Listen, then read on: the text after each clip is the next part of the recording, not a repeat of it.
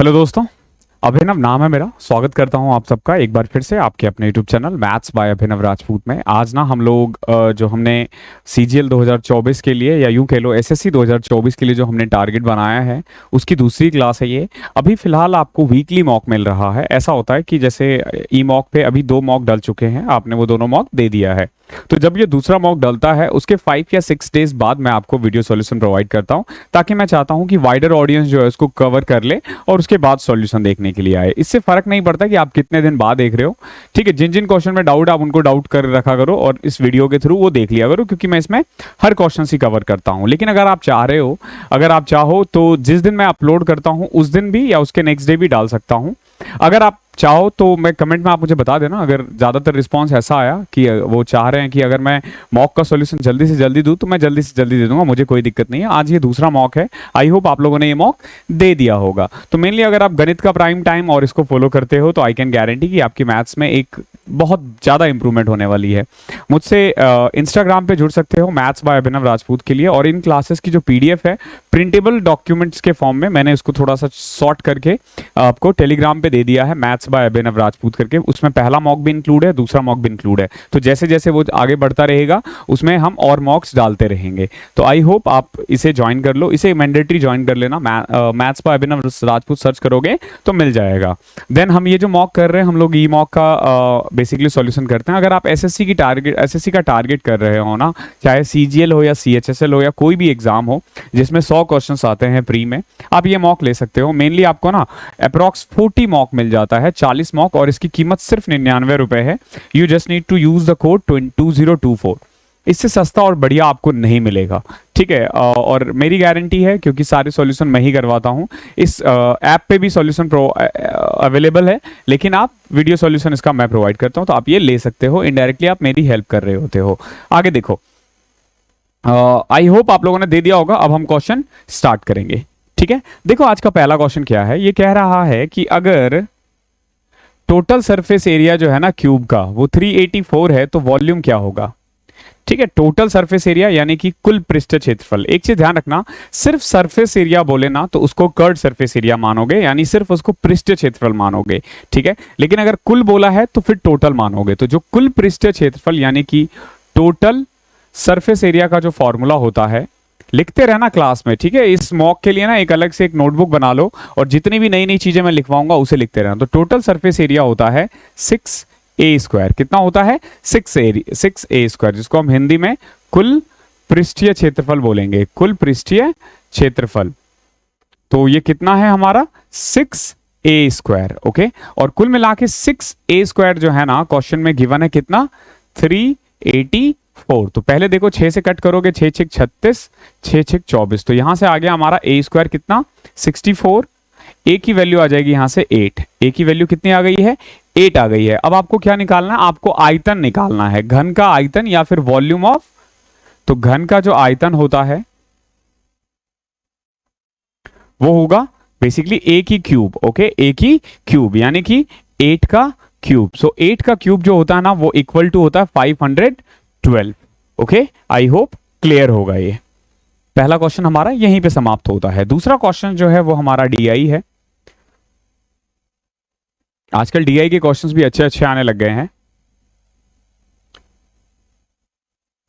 ठीक है। I hope question दिख रहा होगा। देखो क्या है, the bar graph given below shows the number of books sold by 2 shopkeeper S1 and S2 in 5 months, ठीक है। ये S1 है, ये S2 है, ओके। जो नीला वाला है ये S1 है और ये जो रेड वाला है वो S2 है। आपसे क्या पूछा है? J1 है total number of books sold by S1 and S2 in all. तो जो J1 है ना, एक चीज ध्यान रखना, जो J1 है, J1 वो टोटल नंबर है, यानी कि ऐड कर दो सबको। J1 और J2 दोनों मिला करके जो बेच रहा है। जैसे इसमें देखोगे तो M1 मंथ में 55 बेच रहा है, इसमें 50, ठीक है, इसमें 80, ठीक है, इसमें 45 और इसमें 30। तो 45 30 75 75 80 कितना होता है? 155 155 205 260। तो J1 कितना है? 260, ओके। अब देखो J2 क्या कह रहा है? J2 कह रहा है the difference between the total number of books sold by S1 in all 5 months and total number of books sold by S2 in all 5 months. तो डिफरेंस पूछा है, ठीक है। तो जैसे 55 में से 5, 50 में से 5 इस साल 45 है, ठीक है। इस साल इसका जो डिफरेंस है ना वो 30 है। हालांकि हमें एक बार M1 और एक बार M2 कर लेते, तो एक बार जोड़ना था एक बार माइनस करना था, तो वो ज़्यादा इजी रहता। ठीक है, यहाँ -40 है, ओके, यहाँ पे भी -15 है और यहाँ पे भी -20 है। ओके, तो अब इसको अगर मैं जोड़ूं तो 40 50 75, 40 20 60 75, तो डिफरेंस एक्चुअली 0 आ रहा है। कितना आ रहा है? 0 आ रहा है। तो J2 0 आ रहा है। अब आपसे क्या पूछा है? J1 प्लस J2 कितना होगा? तो ऑब्वियस ही बात है, J1 प्लस J2 260 प्लस 0 260 ही होगा। ठीक है, ये 260 है यहाँ पे, ओके, जो आई थिंक छुप गया है इसके कारण। ठीक है, 260 है इसका आंसर। अगला क्वेश्चन भी DI है।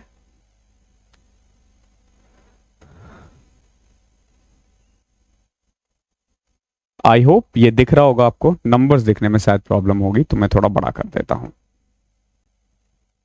देखो क्या कह रहा है अगेन, ये जो है ना, ये दो गेम्स में ना अलग अलग जो LMN PQR है, स्कूल्स के बच्चे हैं ना, डिफरेंट स्कूल LMN PQR में दो गेम में कैसे पार्टिसिपेट करते हैं। तो ये D गेम है, ये DE, इस तरीके से लाइक कि L स्कूल से D गेम में 92 लोगों ने पार्टिसिपेट किया है और E 146 लोगों ने। तो अब देखो क्वेश्चन क्या है आपसे, total number player participating in game from different school is what % of the total number of players participating in game E from all the school। तो आपसे पूछा है total number of player participating in game D, जो D का जो total है और जो वो E के टोटल का कितना परसेंटेज है, यही पूछा गया आपसे। ठीक है, कि D में पार्टिसिपेट करने वाले बच्चे जो है वो E में पार्टिसिपेट करने वाले बच्चों का कितना परसेंट है। तो सिंपल सी बात है, आपको ऐड करना पड़ेगा। तो जैसे 92 78 170 170 प्लस 66 236 236 प्लस 88 कितना होगा?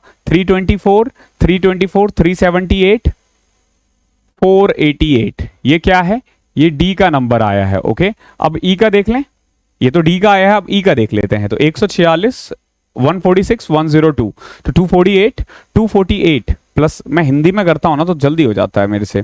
तो 146 102 248 250 330 330 434 540 658 658। ओके, ये हो सकता है इधर उधर, ठीक है, प्लस माइनस में। अगर अब ये पूछा है 488 658 का कितना परसेंट है, इनटू में 100 कर दो। तो कैसे करोगे? सिंपल, 2 0 हटाया, 0.5 लगा दो, तो ये 6.5 है एक तरह से, और ये 458 है, 488 है। 490 को अगर मैं 6.5 से कर दूं ना तो अप्रोक्स आ जाएगा। ठीक है, अप्रोक्स आ जाएगा और साफ साफ दिख रहा है कि ये ना 100 से कम है। जैसे अगर ऑप्शन से जाओगे ना तो 142 नहीं हो सकता, 132 नहीं हो सकता।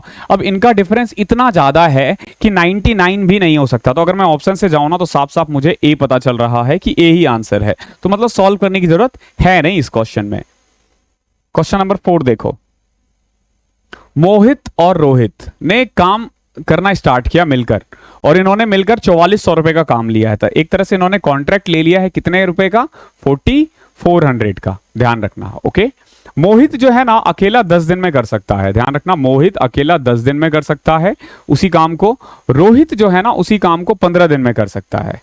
ठीक है, अब इन्होंने मिलकर काम किया है तो पूछा है कि बताओ डिफरेंस कितना अमाउंट होगा। देखो, मोहित 10 दिन में कर रहा है और रोहित 15 दिन में कर रहा है। तो अगर मैं एफिशिएंसी की बात करूं ना तो सिंपल इसकी 3 आ जाएगी और इसकी 2। तो जो एफिशिएंसी होता है ना उसी रेशियो में वो पैसा बांटेंगे। ठीक है, तो 3:2 में बांट देंगे। यानी कि अगर 5 रुपए होता है तो 3 रुपए लेगा मोहित, और 2 रुपए कौन लेगा? रोहित लेगा। हमसे पूछा है डिफरेंस, तो बताओ टोटल पैसा कितना है? 4400। इसमें किसकी वैल्यू है? 5 की।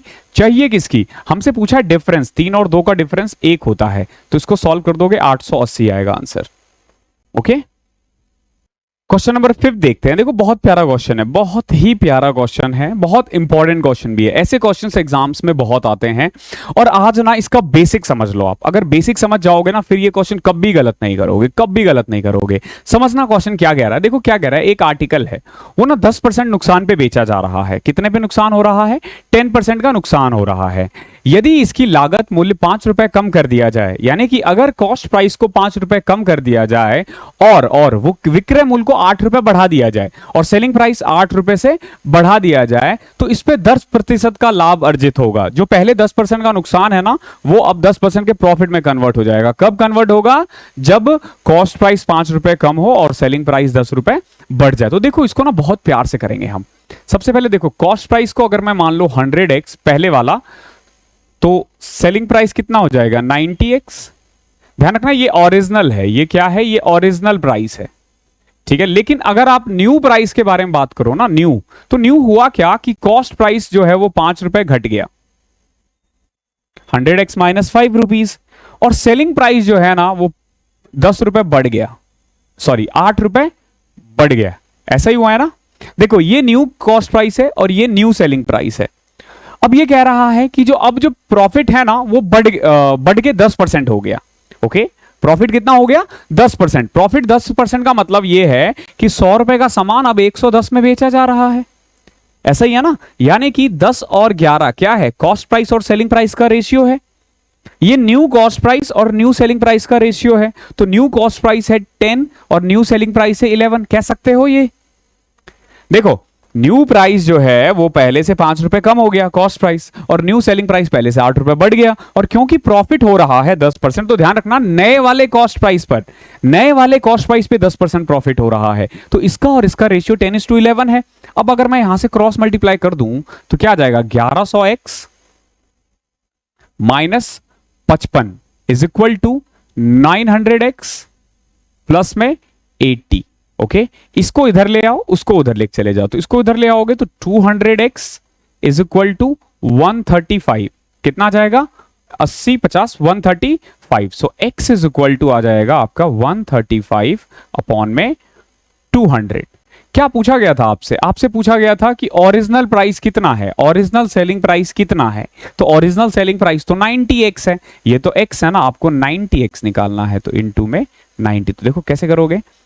एक 0 से एक 0 कैंसिल, ठीक है। फिर 5 से कटेगा 5, हाँ 5 दिया, 5 दूनी 10, 5 सतह 35, 5 इंटू में 4। अब देखो 27 इंटू 9 अपॉन में 4, ये इसका आंसर हो जाएगा। तो 270 में से अगर मैं 27 घटाऊं तो 243 अपॉन में 4, तो ये आ जाएगा 4 6 के 24,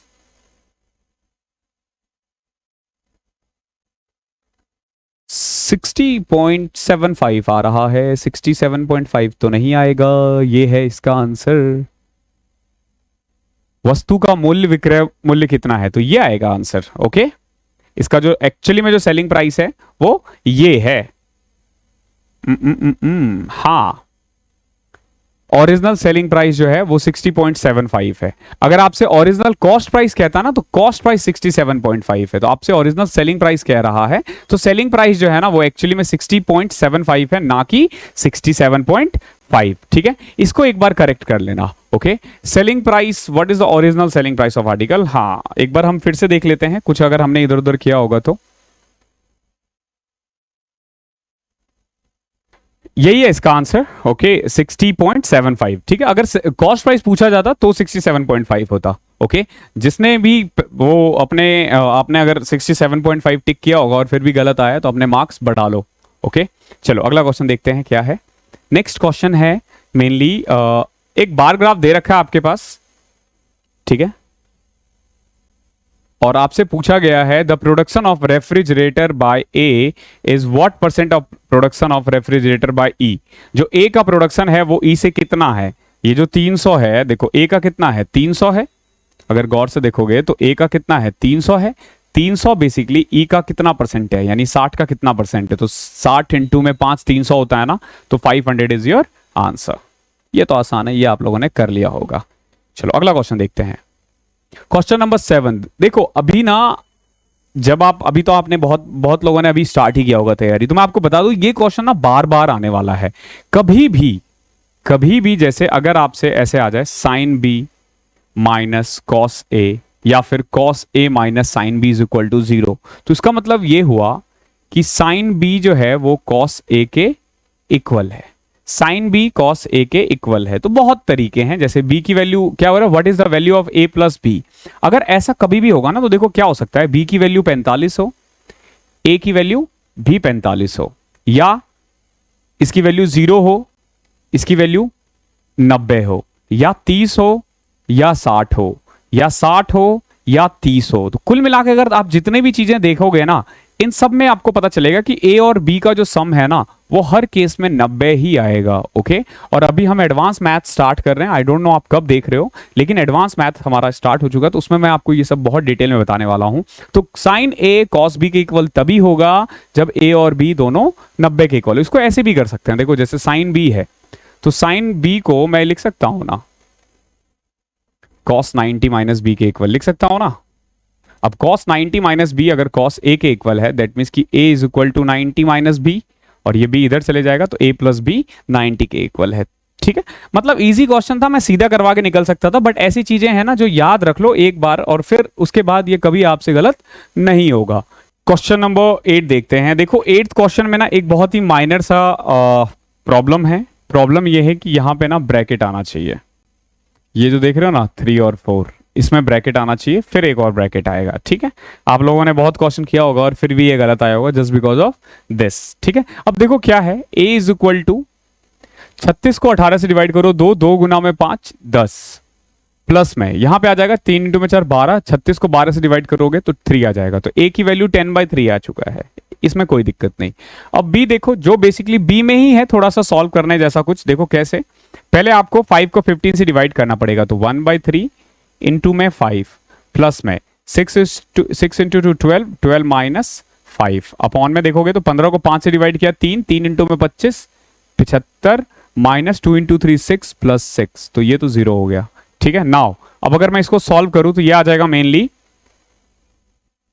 5/3 प्लस में 7 अपॉन में 25। ठीक है, तो ये कुल मिला के b जो है ना वो हमारा आ गया है, इसको ऐड करोगे तो 21 5 26 अपॉन में 225। ओके, अब हमें निकालना क्या है, हमें निकालना है a प्लस बी, हमें निकालना है a प्लस बी, यानी कि 10 अपॉन में 3 प्लस में 26 अपॉन में 225।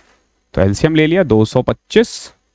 ठीक है, 3 से करोगे तो 75 750 प्लस में 26, तो यह आ जाएगा आपका 776 अपॉन में 225। Option number A. I hope clear होगा। अच्छा क्वेश्चन था ये। क्वेश्चन नंबर 9, देखो क्या कह रहा है, average of 9 consecutive odd number is 27. If the previous and next odd number to these odd number are also included, then what is the new average? देखो इस क्वेश्चन को ना सॉल्व नहीं करना है, ठीक है, थोड़ा सा कॉमन सेंस लगाना है। मैं आपको एक सिंपल सा बात बता रहा हूं, पहले 3 ऑड नंबर, पहले 3 छोड़ दो इसको, पहले 3 ऑड नंबर क्या है, 1 3 और 5 ना। ठीक है, इसका एवरेज क्या है 3। ओके, अगले 3 और ऐड कर दो, या इसको ऐसे देखो, मतलब 9 कॉन्सिक्यूटिव है ना, तो मैं कोई भी 3 लिख लेता हूं, 11 13 और 15, इनका एवरेज क्या आएगा 13। अब अगर मैं एक पीछे वाला भी ऐड कर दूं और एक आगे वाला भी ऐड कर दूं तो भी तो एवरेज यही रहेगा ना। एक और पीछे वाला ऐड कर दूं और एक और आगे वाला ऐड कर दूं तो भी क्या रहेगा, एवरेज वही रहेगा। तो हमेशा ध्यान रखना कि अभी भी कोई नंबर, एवरेज का मतलब है अगर ऑड नंबर और इवन नंबर बोला ना, कॉन्सिक्यूटिव बोले, तो बीच वाला नंबर। ओके, बीच वाला नंबर, मीडियन और एवरेज इस केस में सेम होता है। तो उस केस में चाहे आप कितने भी नंबर्स ऐड करो, अगर आगे के ऐड कर रहे हो और पीछे के भी ऐड कर रहे हो तो एवरेज में कोई चेंज नहीं होने वाला है, और आंसर आपका 27 ही रहने वाला है। ओके, क्वेश्चन नंबर 10वां देखो, 2 कोसेंट्रिक सर्कल है जिसका रेडियस कितना है, x सेंटीमीटर और 26 सेंटीमीटर। ओके, कितना है, x सेंटीमीटर और 26 centimetre. P and S are the points on larger circle and Q and R on the smaller circle. If PQRS is a straight line and QR is equal to 40 and PS is equal to 48, then what is the value of X? देखो क्या है, पहले तो figure बनाना पड़ेगा आपको। ठीक है, ये एक सर्कल है, कोसेंट्रिक सर्कल है, एक है X और एक 26, तो X is less than 26, यानी कि देखो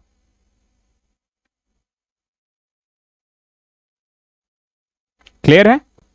देखो 2 सर्कल है, 2 कोसेंट्रिक सर्कल है, एक का रेडियस x है ये वाला मान के चलो छोटा वाला, और बड़ा वाला जो है उसका रेडियस कितना है 26 है।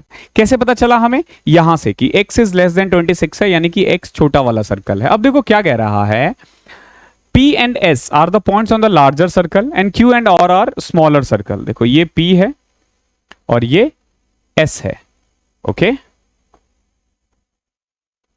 ये मान लो P है और ये क्या है, S है, और यहां पे भी एक पॉइंट है Q और यहां पे एक पॉइंट है R, ओके। और ये कह रहा है PQRS जो है ना एक स्ट्रेट लाइन है। PQRS क्या है? एक स्ट्रेट लाइन है। क्लियर है? PQRS एक स्ट्रेट लाइन हमने खींच दिया। अब देखो क्या कह रहा है, if QR is equal to 40, QR कितना है 40 है। ध्यान रखना यहां से लेके यहां तक ये 40 है, ये 40 है तो ये 20 होगा, ऑब्वियस ही बात है, ये दो पार्ट में डिवाइड कर रहा है, और ये जो है ये x है, ऑलरेडी ये गिवन है, ध्यान रखना, ओके। अब देखो इधर PS 48 है, P और S 48 है, यानी कि ये इतना कितना होगा, अगर मैं पूरा 48 है तो आधा 24 होगा।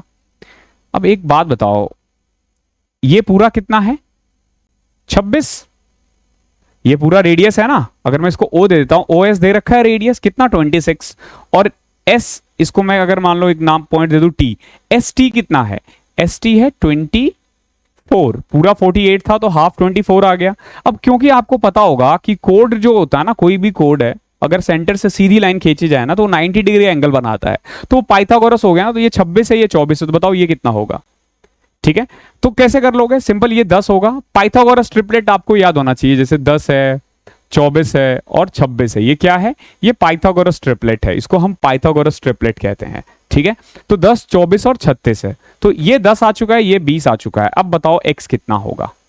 एक बात बताओ, ये 20 है, ये 10 है, तो x की वैल्यू क्या आ जाएगी? x इज इक्वल टू 20 का स्क्वायर प्लस में 10 का स्क्वायर अंडर रूट में, तो रूट 500 इसमें से मैं देख पा रहा हूं ऑप्शन नंबर बी है। बहुत इंपॉर्टेंट क्वेश्चन है और बहुत बार आता है एग्जाम में, ओके। अगेन एक DI क्वेश्चन है, देखो क्या कह रहा है, the table given below shows the sales of two companies in 5 year. अलग अलग 5 साल में, जैसे PQRST में ए ने इतना बेचा, बी ने इतना बेचा, अलग अलग साल में। अब आपसे क्या पूछा है, पहले दे रखा है L1 the difference between the total sales of A and B in all year. L1 है डिफरेंस इन ऑल ईयर, और L2 क्या है? The value of average sales of A in all year, जो ए का average है। तो आपको सबसे पहले तो सम निकालना पड़ेगा कि कैसे निकलेगा। 350, 550, 900, 1650, 17 6 23 4 2750। ए का कितना है? ए का आ गया है 2750। ए का कितना आ गया है हमारा? 2750। ये ए का आ चुका है 2750, और बी का कितना आया है? 11 8 19 2000 2950 30 33 2 3550। ठीक है, तो बताओ डिफरेंस कितना आया है? अगर इसका डिफरेंस पूछा जाए तो डिफरेंस है 800। L1 तो 800 आ चुका है। L1 the difference between the total sales of A and B on all the year, ठीक है, 800। ये हमेशा पॉजिटिव लेना है। और L2 क्या है? L2 है एवरेज, जो ए का जो एवरेज है ना उसको हम L2 देते हैं। तो जो बेसिकली ये है 2750, और कितने साल में? 5 साल में। तो 55 25 550, कितना? 550। तो L2 कितना है? 550 है। तो अब आपसे क्या पूछा है? L1 और L2 का रेशियो, यानी कि 800 और 550 का रेशियो। ये गया 16 और 11, आंसर आ जाएगा 16 और 11, ऑप्शन नंबर सी, जो ऑलरेडी आया हुआ है। क्वेश्चन नंबर 12वां देखो क्या है। एक स्कूल है, इसका जो average weight of girls and boys जो है ना वो 30 और 36 है। देखो गर्ल्स है और बॉयज है, जो एवरेज वेट है ना गर्ल्स का वो 30 है और बॉयज का कितना है? 36 है। उसके बाद क्या कह रहा है? If the number of girls is twice of the number of boys, boys से दुगनी है कौन? गर्ल्स। अगर रेशियो के बारे में बात करें तो 2:1 है। क्लियर है? रेशियो क्या है? 2:1 है। अब आपसे पूछा एवरेज वेट कितना होगा कंबाइंड का, कंबाइंड बॉयज और गर्ल्स दोनों को मिला दिया जाए, तो हमेशा ना एलिगेशन लगाओ इसमें, तो क्या आ जाएगा?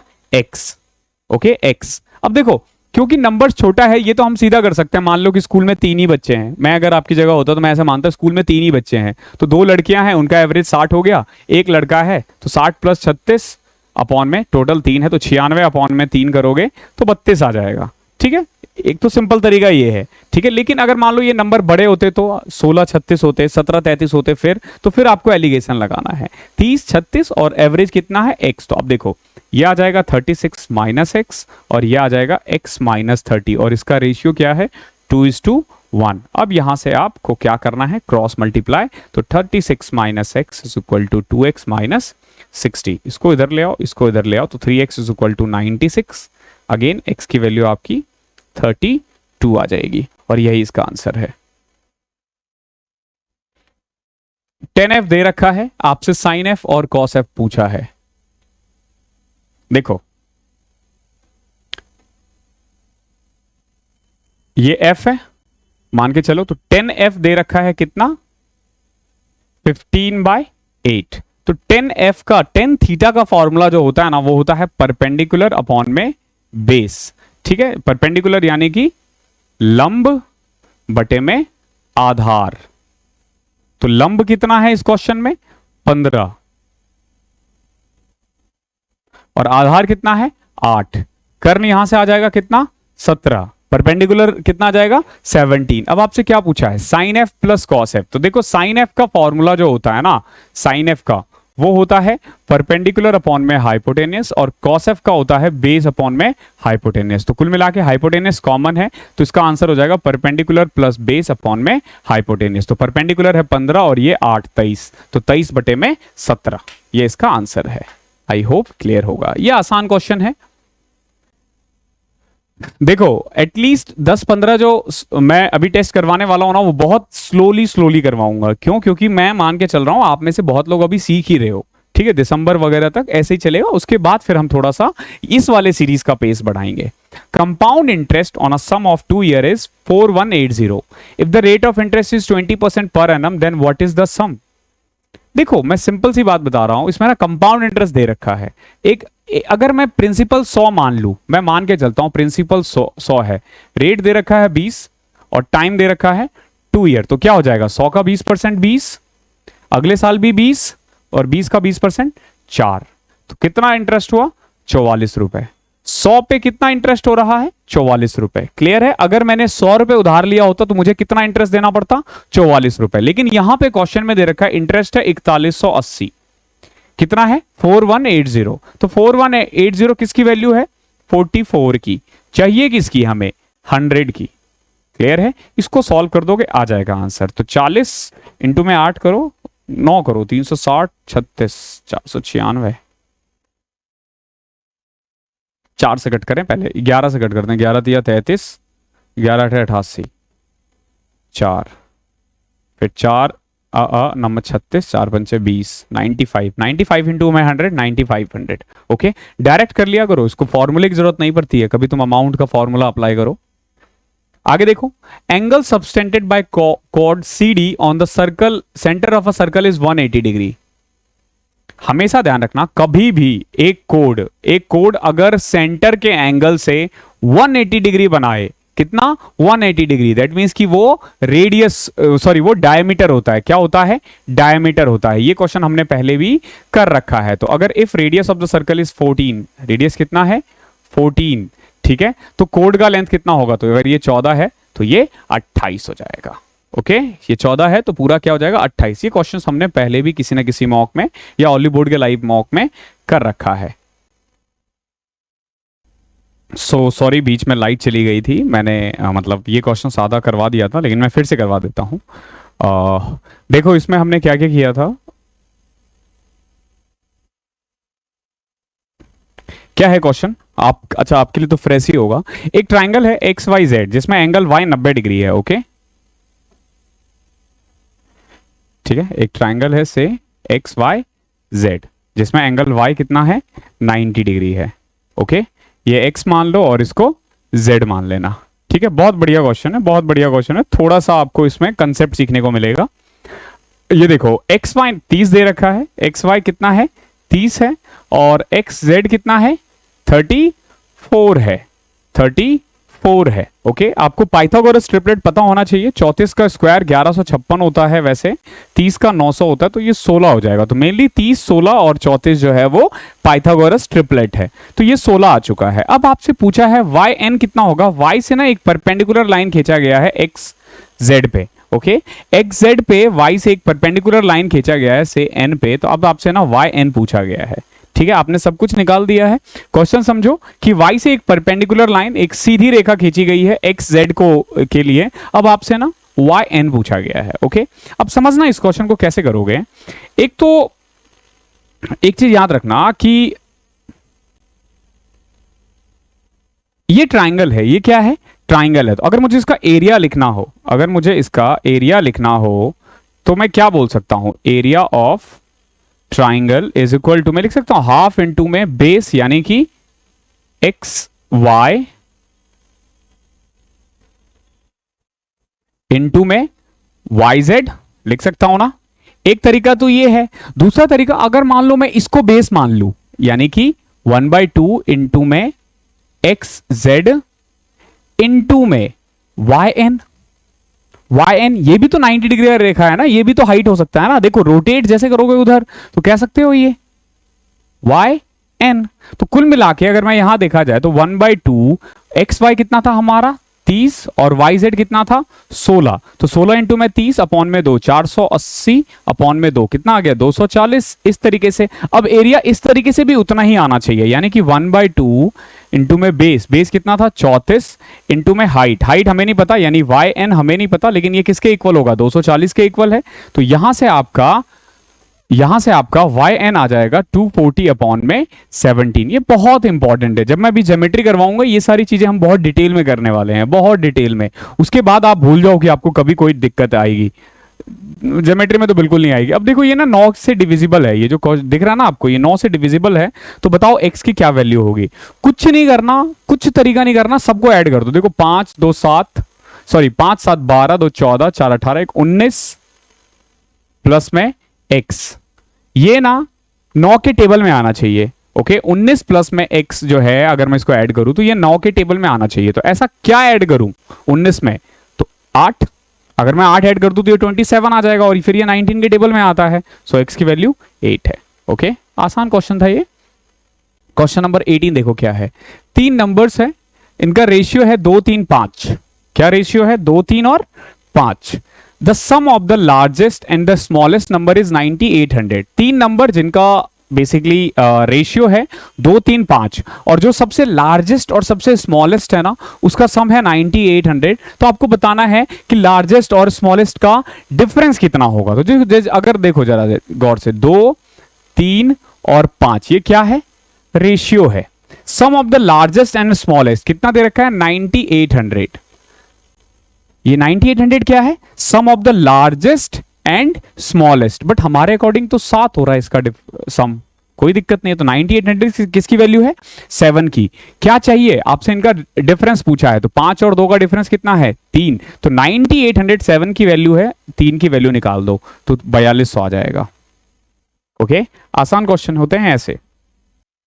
क्वेश्चन नंबर 19 देखो, बड़ा अच्छा क्वेश्चन है ये भी। क्या कह रहा है 19 क्वेश्चन कि instead of increasing a number successively by 20% and 30%, it is decreased by 22%। देखो 100 है ना नंबर, जैसे मान लो अगर मैंने 100 मान लिया तो पहले ना इसको 20% बढ़ाना था, फिर अगेन 30% बढ़ाना था। तो पहले जब मैं 20% बढ़ाता तो वो 120 होता, फिर जब मैं 30% बढ़ाता तो वो 156 हो जाता। कितना हो जाता? 156। क्यों? 120 का मैं 36 में ऐड कर देता हूं, ठीक है 30%। ठीक है, तो क्या आ जाएगा 156। यानी कि एक्चुअली में नंबर कितना आना चाहिए था आंसर 156, जब एक बार 20% और एक बार 36% बढ़ा देते तो। लेकिन हुआ क्या, उल्टा कर दिया गया, 22% घटा दिया गया। यानी कि नंबर एक्चुअली में कितना बचा 88। कितना बचा 88। और होना क्या पूछा आपसे?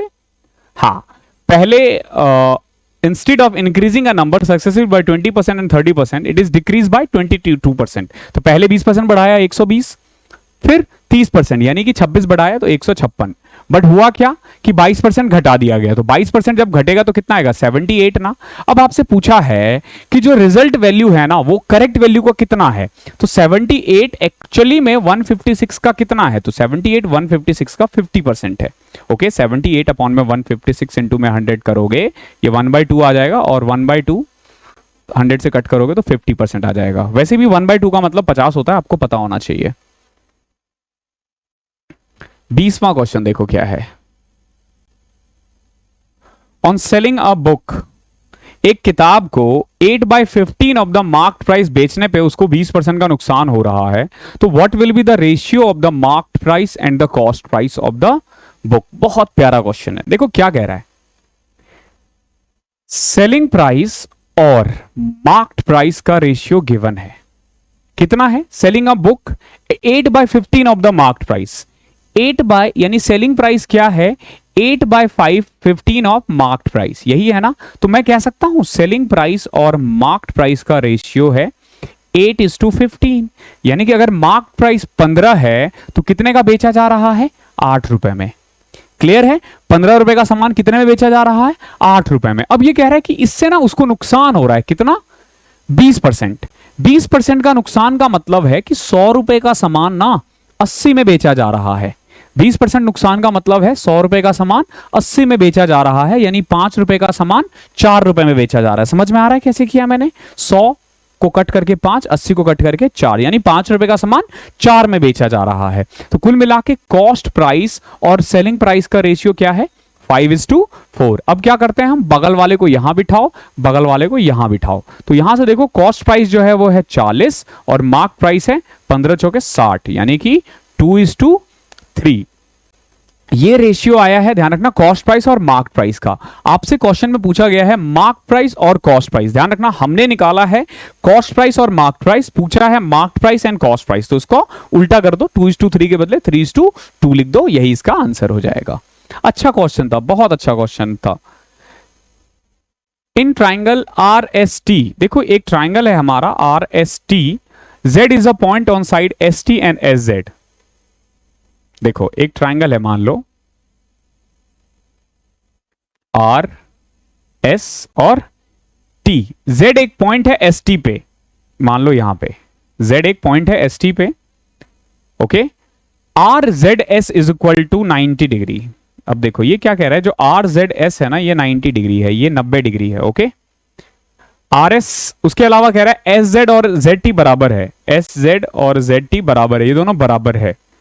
Then what is the value of R T, R S 10 दे रखा है, आर एस ये 10 है, तो क्या पूछा आपसे आर टी कितना होगा, आर टी कितना होगा, यही पूछा है ना।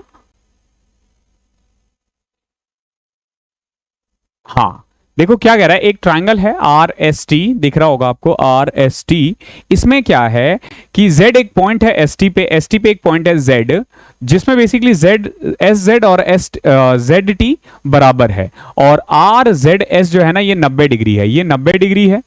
ओके, आर एस 10 है, आर एस कितना है 10 है, और आपसे पूछा गया है कि आर टी कितना होगा।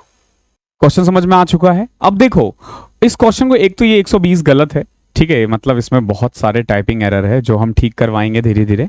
देखो सबसे पहले अगर मैं दो ट्राइंगल देखूं आर जेड एस और आर जेड टी, तो दोनों में ये कॉमन है और ये बराबर है, तो बचा तीसरा साइड, और इनके बीच का ना एंगल भी बराबर है। देखोगे तो बेसिकली साइड एंगल साइड अगर आप देखोगे तो उसके अकॉर्डिंग ये एंगल जो ट्राइंगल है ना वो कॉन्ग्रेंट ट्राइंगल हो जाएगा। कॉन्ग्रेंट बोले तो देखो ये इसके बराबर है, दोनों मतलब कॉमन है, ये इसके बराबर है, और एंगल भी 90 डिग्री है, तो ऑब्वियस है ना ये और ये बराबर होगा, तो आर टी भी कितना हो जाएगा 10। ये बेसिकली एक आइसोसेलेस ट्राइंगल है। एक चीज हमेशा ध्यान रखना, इस क्वेश्चन को थोड़ी देर के लिए भूल जाओ, अगर मान लो ऐसा भी आ जाता है आप में कभी भी ना, ये चीज ध्यान रखना, ऐसा सिर्फ आइसोसेलेस ट्राइंगल में ही होता है कि जैसे बीच में अगर मैं ये मतलब इन दोनों के बीच में एक लाइन खींच दूं या एक पॉइंट रखूं और उसको उससे मिला दूं और ये 90 डिग्री बना रहा है ना, तो ये 90 डिग्री तभी बनाएगा जब ये आइसोसेलेस ट्राइंगल होता है। ठीक, ये चीज ध्यान रखना, ये क्योंकि ये और ये भी तो बराबर ही है ना, तो ये आइसोसेलेस ट्राइंगल में ही होगा, यानी ये और ये भी बराबर होगा। ये इक्विलेटरल में भी हो सकता है लेकिन आइसोसेलेस भी है ये। ओके, तो आंसर 10 है इसका, वो 120 को 10 कर देना। क्वेश्चन नंबर 22वां देखो, X square plus Y square 29 है, एक्स माइनस वाई 3 है, आपसे 4xy पूछा है, तो बेटर इस क्वेश्चन को हमेशा ऑप्शन के साथ जाओ, ठीक है। तो अगर मैं x की वैल्यू 5 पुट करूं और y की वैल्यू कितनी पुट करूं 2, तो आ जाएगा आंसर 5 में से 2 3, तो 5 दूनी 10 चौके 40 आ जाएगा आंसर। लेकिन मान लो अगर आपको फॉर्मूला नहीं आता है तो आगे वैल्यू नहीं पुट कर पाते हो तो भी घबराना नहीं है, सिंपल सी बात है, x माइनस वाई का होल स्क्वायर क्या होता है। हालांकि मैं मान के चल रहा हूं आप इसका यूज ना करो, अगर ये यूज करते हो तो आपकी वैसे ही तैयारी मतलब बहुत कमजोर हो आप पढ़ने में। x माइनस वाई का होल स्क्वायर यानी 3 का square 9, X square plus Y square यानी 29 माइनस 2xy, इसको उधर ले जाओ, 2xy इज इक्वल टू आ जाएगा आपका 20, आपको निकालना है 4xy यानी कि डबल कर दो,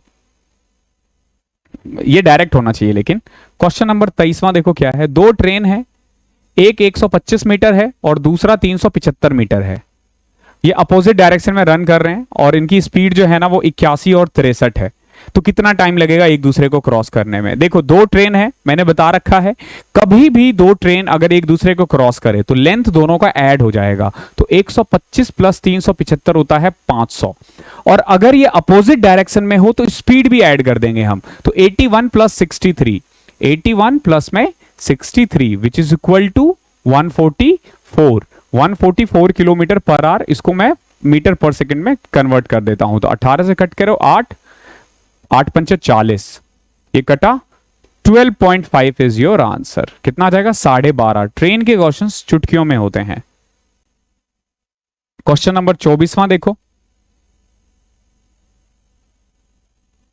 समझ लेना इस क्वेश्चन को अच्छे से क्योंकि ये बार बार आता है।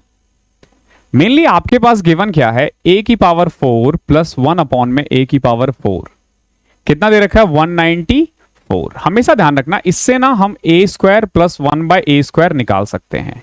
कैसे, 2 ऐड करके रूट कर दो तो 14 आ जाएगा। यहां से अगेन हम a प्लस 1 बाय a निकाल सकते हैं। कैसे, अगेन 2 ऐड करो और रूट निकाल दो, तो a प्लस 1 बाय a हमारा 4 आ चुका है। अब आपको क्या निकालना है, a की पावर 6 प्लस 1 अपॉन में a की क्यूब। अब ये तो नहीं पता हमें, लेकिन क्या हमें ये इसको ऐसे नहीं कर सकते, a की पावर 6 अपॉन में a की पावर 3 प्लस में 1 अपॉन में a की पावर 3, तो ये क्या आ गया, ये आ गया a की क्यूब प्लस 1 अपॉन में a की क्यूब। ओके, हमेशा ध्यान रखना कभी भी अगर x plus 1 by X p है तो x की क्यूब प्लस 1 अपॉन में x की क्यूब जो है वो है p की क्यूब माइनस 3p, यानी कि 4 का क्यूब 64 माइनस 4 इंटू में 3 12, तो यह आ जाएगा 52। Option number C is correct answer.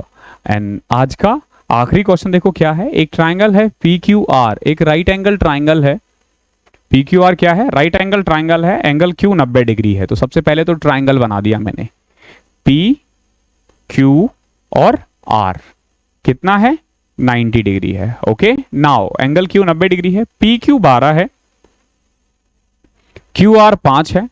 अब तक तो आपको पता चल गया होगा ये 13 होगा, अगेन पाइथागोरस ट्रिपलेट है।